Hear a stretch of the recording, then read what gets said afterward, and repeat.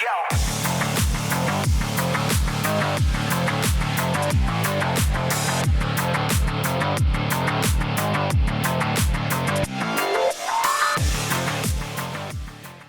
What's up, guys? I'm Code Gray. Welcome to the channel.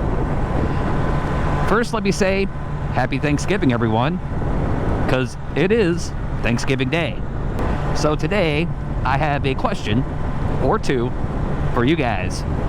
And no, it's not what you're thankful for. So the question I have is, have you already stored your bike for the winter? And if so, why? Now, the reason I wanted to bring this topic up is because lately I've been seeing a lot of posts. Actually, I shouldn't say lately. I should say since really almost the middle of October. I've been seeing these posts on YouTube and Instagram that say, end of 2022 season, time to put the bikes away. And I just gotta ask, why? Why so soon? To me, it seems like a lot of people just pick an arbitrary month or date and to say, hey, I guess it's time to put the bikes away for the season, not really knowing what the weather's going to be like. I mean, it's Thanksgiving Day and I'm out riding. Now, before I delve too much deeper into this topic, let me say that I do understand that there's a lot of you out there that have absolutely no choice in the matter, that once the snowfall hits the very first time, it doesn't go away and it only gets colder, and the roads never clear up or your driveways never clear up and you're just stuck. I fully understand that because a couple months, at least 2 months out of the year, Ohio's like that as well.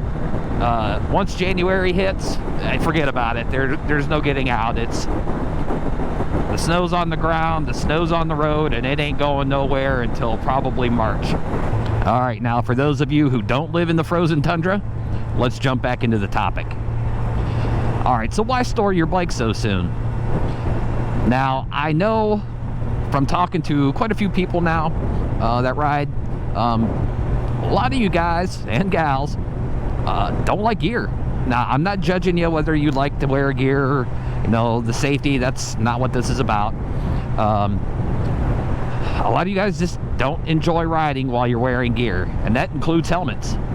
So if you're one of those that just aren't enjoying yourself, with a helmet on or with gear on, well, you're definitely not going to layer up when it starts getting cold out.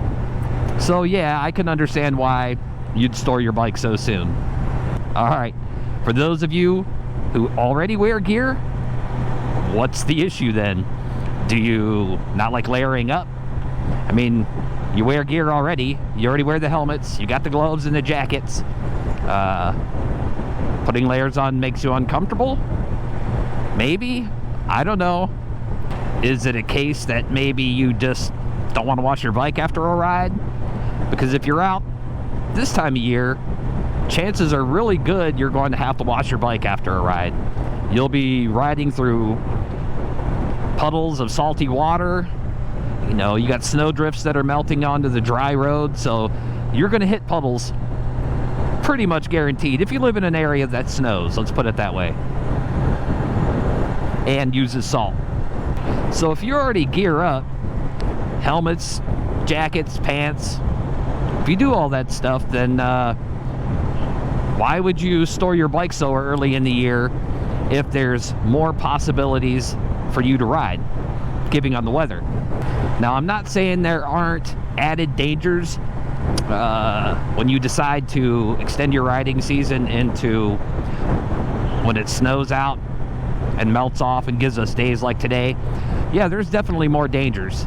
Now, what those dangers are, well, we'll get into it here in just a minute.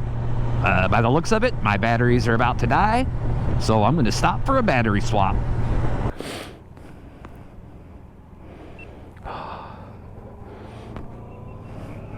What's up? Happy Thanksgiving. So you've decided to extend your riding season. What are some of the added dangers you can expect to look forward to? Well, first and foremost, salt. And yeah, you already keep an eye out for gravel on the road, but now you're going to have to keep an eye out for salt piles. Like I said before, depending on where you live, if they use salt, you can expect to find some pretty good piles of salt, especially at intersections. Next up, water puddles. Now, depending on how cold you decide to ride in, water puddles may not just be water puddles. You start pushing down around 35 degrees or really even below 38 degrees. Some of those water puddles might be starting to freeze. So if you can, avoid water puddles at all costs. All right, next danger on the list would be hypothermia. Yeah, that's a danger depending on how cold you ride. But even if you don't get like full-on hypothermia, there's other problems that you may end up having to deal with that you want to try to avoid. One is the chills, full body shake kind of chills. You don't want that while you're riding. That's not good. You really lose quite a bit of motor control when you're shaking like crazy. And stiff hands. If your hands are so cold that you can barely get to your clutch and brake in time, yeah, that's going to lead to a bad situation as well. So you definitely want to avoid that. Now, of course, everyone would recommend heated gear for that. Heated jacket, heated gloves. But if you can't afford or don't want to invest in heated stuff, you should definitely try to get leather gloves, leather jacket. I've come to find out that personally it's the best for blocking out the wind and keeping those chills away. Now, don't get me wrong, if you got the right kind of textiles, those will work too. I mean, yeah, I've got a leather jacket on, yes, I've got the leather gloves, but I have textile overpants on right now, and they work great for blocking out the wind. But they're not just your standard textile, they're designed for cold weather, so you want to look at getting something like that. All right, now one of the last dangers I want to talk about are lazy drivers. What do I mean by lazy drivers? Oh, you're going to know exactly what I mean as soon as I start explaining it, and I hope you're not one of those people, because it's very annoying. By lazy drivers, especially in the wintertime, these are the people who will go out and use their forearm to clear off snow on their windshield about a foot wide and think that's just good enough. They don't clear off their side mirrors, and they can't even see out of their passenger side. That's the kind of lazy drivers I'm talking about.